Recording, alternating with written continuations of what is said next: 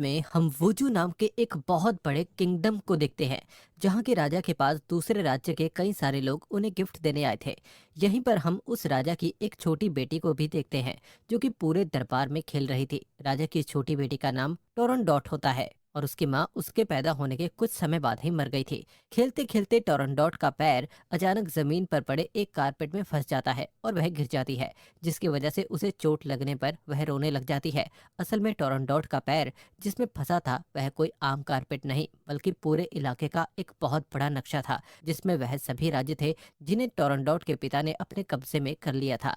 लेकिन उस मैप पर एक खाली जगह बाकी थी, यानी कि अब तक उस राज्य पर उन्होंने जीत हासिल नहीं की थी। राजा अपने एक मंत्री से पूछता है कि यह राज्य अभी खाली क्यों है और हमने इस पर कब्जा क्यों नहीं किया। तब इसका मंत्री कहता है कि इस राज्य का नाम मालविया है, जिसकी आबादी बहुत कम है और इसके हमारे साथ कोई दोस्ती के संबंध नहीं है। यह बात सुनते ही राजा अपने मंत्री से मालविया को भी कब्जे में करने के लिए कहता है, ताकि उसका मैप पूरा हो सके। अब यह काम जनरल बोयान को मिला था, जो कि फौरन अपनी सेना लेकर मालविया राज्य पर हमला करने के लिए निकलता है। ये एक बहुत लंबा सफर होने वाला था, इसीलिए सभी सैनिक आपस में बातें करने लगते हैं कि मालविया राज्य में काफी ज्यादा खजाना है, जिन्हें वह लूटेंगे, और वहाँ की औरतें भी बहुत ज्यादा खूबसूरत हैं, जिन्हें वह बंदी बना लेंगे। अगले सीन में मालविया राज्य को दिखाया जाता है और वहां पर हम उस राज्य के किंग और क्वीन को भी देखते हैं, जहां हमें पता चलता है कि मालविया के किंग के पास 3 जादुई कंगन थे, जिन्हें अगर अलग अलग रखा जाए तो हर तरफ शांति फैलती है, लेकिन अगर उन्हें साथ में लाया जाए तो फिर वह अपने यूजर को बहुत ज्यादा पावर देते हैं, लेकिन उसके साथ श्राप भी देते हैं। कुछ ही समय में वहां पर जनरल पोयान अपनी बहुत बड़ी फौज लेकर हमला कर देता है, जिसमें कई सारे मासूम लोग मारे जाते हैं। मालविया राज्य के पास भी बहुत कम सैनिक थे, इसके लिए वह जंग को जीत नहीं पाते। और जब जनरल बोयान राजा के महल में पहुंचता है, तब वह देखता है कि सभी लोग मारे जा चुके हैं, यहाँ तक कि राजा और रानी भी मर गए थे। जनरल बोयान उस किंगडम का सारा खजाना लूट लेता है और यहाँ पर उसे वह 3 कंगन भी मिल जाते हैं, जिसे वह उस खजाने के साथ मिलाकर अपने साथ ले जाता है। जब वह लोग वापस वुजू किंगडम पहुंचते हैं, तब हम देखते हैं कि राजा ने अपने पैलेस में बहुत बड़ी दावत रखी है, क्योंकि आज टोरंटोट का बर्थडे था। इसीलिए पूरे महल को काफी खूबसूरती से सजाया गया था। जनरल बोयान मालविया राज्य से लूटे हुए खजाने को अपने राजा के सामने रखता है। राजा अपनी बेटी टोरंटोट को सभी खजाने में से जो चीज उसे पसंद आती है वह उठाने के लिए कहता है, लेकिन यहाँ पर टोरंटोट को कुछ भी पसंद नहीं आता। पर उसकी नजर उन 3 कंगन पर पड़ जाती है और वह उन तीनों कंगनों को खेलते खेलते अपने हाथ में डाल लेती है, जिसके बाद वह कंगन अचानक टोरंटोट के हाथ को जकड़ लेते हैं और उसे जोर जोर से दबाने की कोशिश करते हैं। टोरंटोट को बहुत ज्यादा दर्द हो रहा था, इसीलिए वह उन कंगन को निकालने की कोशिश कर रही थी, लेकिन वह कंगन पूरी तरह से उसके हाथ में धंस चुके थे। यह देखकर टोरंटोट के पिता उसके पास आते हैं और उसकी मदद करने की कोशिश करते हैं, लेकिन टोरंटोट को सब कुछ ब्लैक एंड व्हाइट नजर आ रहा था और उसे सारी चीजें मॉन्स्टर नजर आ रही थी, इसीलिए वह डर के बेहोश हो जाती है। अगले सीन में हम मालविया राज्य के एक मास्टर को देखते हैं, जो कि हमले के वक्त अपनी पूरी फैमिली को लेकर किसी महफूज जगह पर छुप गया था। इस मास्टर का नाम जाओ होता है। यहाँ पर हमें जाओ की एक छोटी बेटी भी दिखाई जाती है। दूसरी तरफ वुजू राज्य के राजा अपने महल में एक जादूगर को बुलाते हैं और उस कंगन के बारे में पूछते हैं। तब वह जादूगर राजा को बताता है कि इन कंगन को अगर अलग अलग रखा जाए तो कुछ नहीं होगा, लेकिन अगर कोई इसे एक साथ पहन ले तो उस इंसान को पावर्स मिल जाएंगे, लेकिन साथ ही साथ उसे श्राप भी मिलेगा। राजा उस तांत्रिक से इन कंगन को अपनी बेटी के हाथ से निकलवाने का तरीका पूछते हैं।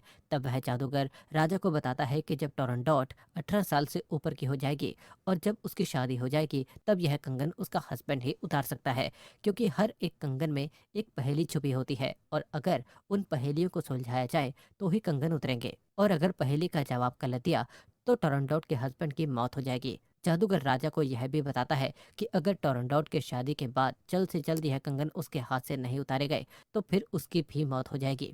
रात के समय पूरे राज्य में पटाखे फोड़े जा रहे थे और हर तरफ रोशनी ही रोशनी थी, क्योंकि राजकुमारी टोरंटोट का जन्मदिन जो था। लेकिन बेचारी टोरंटोट को यह श्राप के चलते सिर्फ ब्लैक एंड व्हाइट दिखाई दे रहा था और उसे कोई भी कलर नजर नहीं आ रहा था। दूसरी तरफ हम देखते हैं कि जाओ की बेटी मालविया राज्य के राजकुमार के साथ बैठी हुई होती है और आतिशबाजी देख रही होती है। असल में जाओ ने उस हमले के वक्त राजकुमार को भी अपने साथ एक सुरक्षित जगह पर छुपा दिया था, जिसकी वजह से उसकी जान बच गई। यहाँ पर हमें पता चलता है कि जाओ की बेटी का नाम लुयान है और उसने राजकुमार का नाम नील रख दिया होता है। कुछ सालों बाद हम देखते हैं कि नील काफी बड़ा हो चुका था और उसे पटाखे बनाने का बहुत शौक था। इसीलिए वह अपने सीक्रेट प्लेस में बैठकर पटाखे बनाने की कोशिश कर रहा था। लेकिन तभी वहां पर लुयान आ जाती है और वह नील के ऊपर हंसती है और कहती है कि मैं तुम्हें बताती हूँ कि असली पटाखे कैसे बनाए जाते हैं। ऐसा कहकर वो नील को अपने साथ महल के एक खुफिया कोने में ले जाती है, जहाँ पर बहुत ही कलरफुल पटाखे बनाए जा रहे थे। लेकिन तभी कुछ सैनिक उन्हें देख लेते हैं और उनके पीछे पड़ जाते हैं। इसीलिए ना चाहते हुए भी लुयान और नील को वहां से भागना पड़ता है।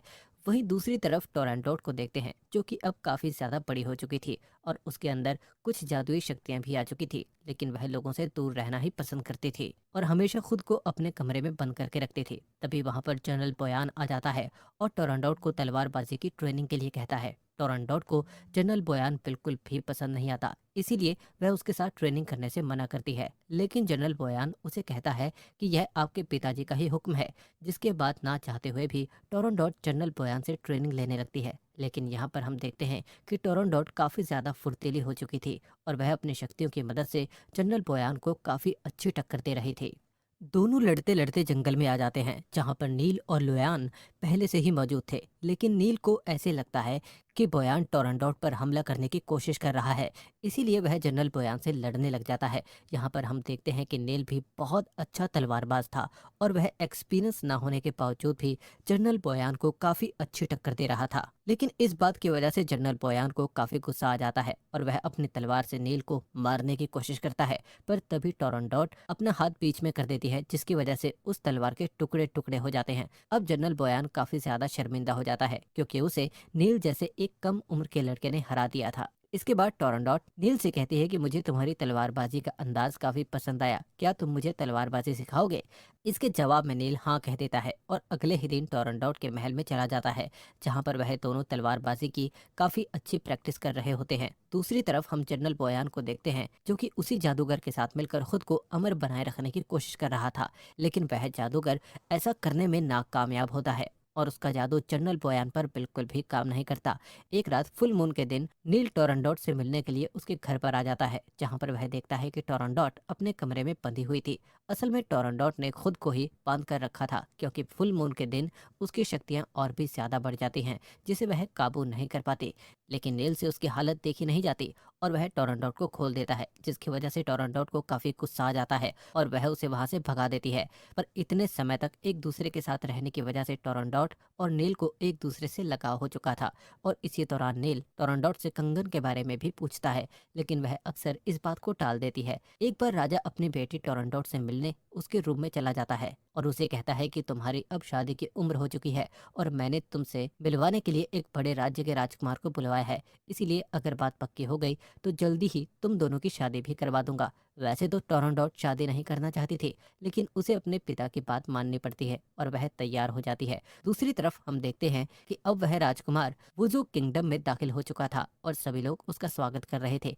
लेकिन अचानक लुयान अपने कुछ दोस्तों के साथ मिलकर उसका सामान लूट लेती है और भाग जाती है। पर वो राजकुमार अपने सैनिकों से कहकर उन सबको पकड़वाने की कोशिश करता है। तभी नील भी वहां पर आ जाता है और वह लुयान और उसके दोस्तों को समझाकर उनसे लूटा हुआ सामान वापस ले लेता है और उस राजकुमार को दे देता है। नील के स्वभाव से वह राजकुमार काफी इम्प्रेस हो जाता है और वह नील को अपना मुंह बोला भाई मान लेता है। इसके बाद वो राजकुमार नील से राजकुमारी टोरंटोट के बारे में पूछता है, जिसके जवाब में नील कहता है कि राजकुमारी बहुत ही ज्यादा अच्छी हैं और आपको उनसे मिलकर काफी ज्यादा अच्छा लगेगा। लेकिन नील अपने फीलिंग्स को मन में ही दबाए रखता है, क्योंकि वह नहीं चाहता था कि टोरंटोट की शादी उस राजकुमार से हो, क्योंकि वह खुद ही टोरंटोट से बहुत प्यार करता था। जब राजकुमार महल पहुंचता है तब सबसे पहले टोरंटोट से मिलता है और यहाँ पर कुछ देर बातें करने के बाद वह अचानक टोरंटोट पर हमला कर देता है। लेकिन वह अपने स्पीड की मदद से उस राजकुमार के हमले से बच जाती है और उसे कैद करके सैनिकों के हवाले करती है।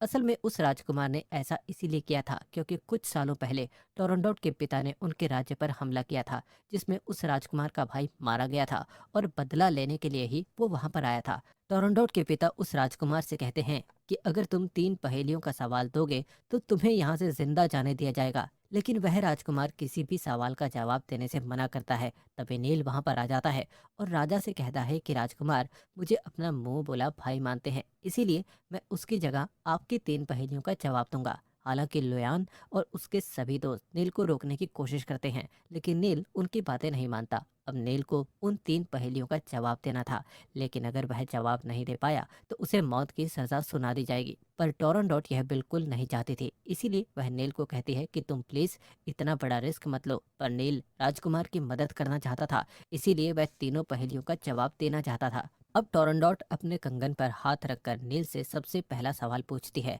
ऐसा क्या है जो हर सुबह पैदा होता है और हर रात को मर जाता है? यह सवाल सुनते ही नील अपने फ्लैशबैक में चला जाता है, जब जनरल पोयान ने उसके किंगडम पर हमला किया था और उसके मॉम डैड को मारा था। उसे याद आता है कि बचपन में उसकी मॉम उसे कहती थी कि इंसान को उम्मीद कभी नहीं छोड़नी चाहिए, क्योंकि हर एक नई सुबह के साथ नई उम्मीद पैदा होती है। पर अब जवाब देने का टाइम खत्म हो चुका था, इसीलिए नील को मौत की सजा सुनाई जाती है और उसे जेल में लाया जाता है। तभी मास्टर चाओ वहां पर आते हैं और नील को बचाने की कोशिश करते हैं, लेकिन इसका कोई फायदा नहीं होता क्योंकि सैनिक बिल्कुल नहीं रुकते।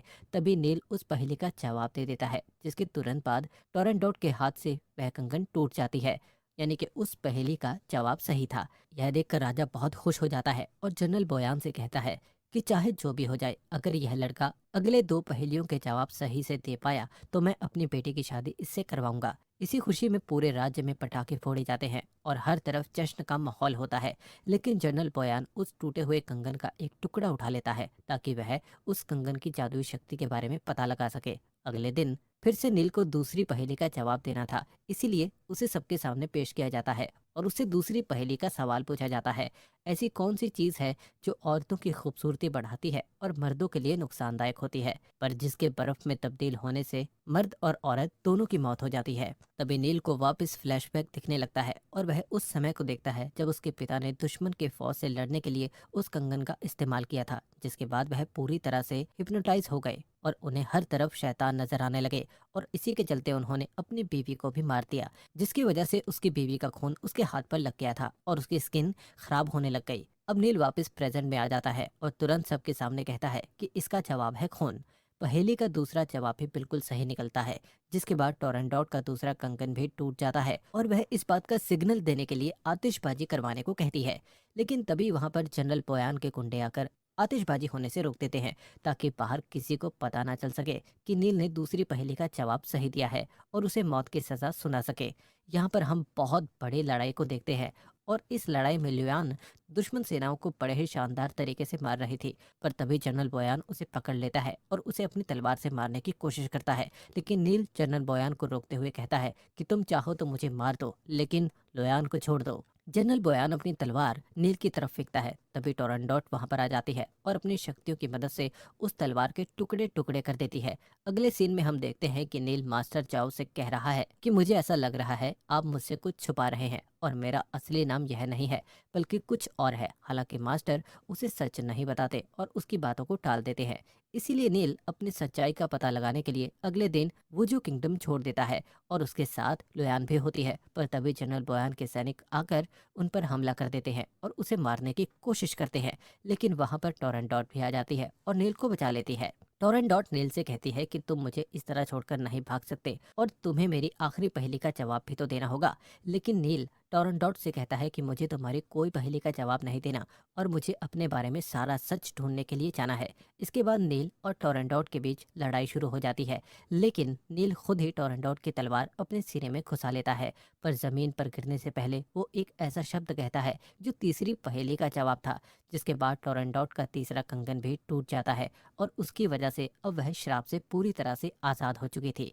अगले सीन में हम देखते हैं कि नील की आंखें जब खुलती हैं तब वह खुद को महल के कमरे में पाता है और वह बिल्कुल सुरक्षित था। तभी वहां पर टोरंटोट आ जाती है और नील से शुक्रिया कहती है, क्योंकि उसने उसकी मदद की थी इस श्राप से बाहर निकलने के लिए। लेकिन नील टोरंटोट से कहता है कि मैंने तुम्हारी मदद तो की है, तुम भी अब मेरी मदद करो और मुझे यह पता लगाने में मदद करो कि आखिरकार मैं कौन हूँ और मेरी असली पहचान क्या है। टोरंटोट नील से वादा करती है कि मैं तुम्हारी मदद जरूर करूंगी, पर टोरंटोट नील से यह भी कहती है कि तुमने मेरी मदद की है, इसीलिए मेरे पिताजी ने मेरी शादी तुमसे करवाने का फैसला किया है।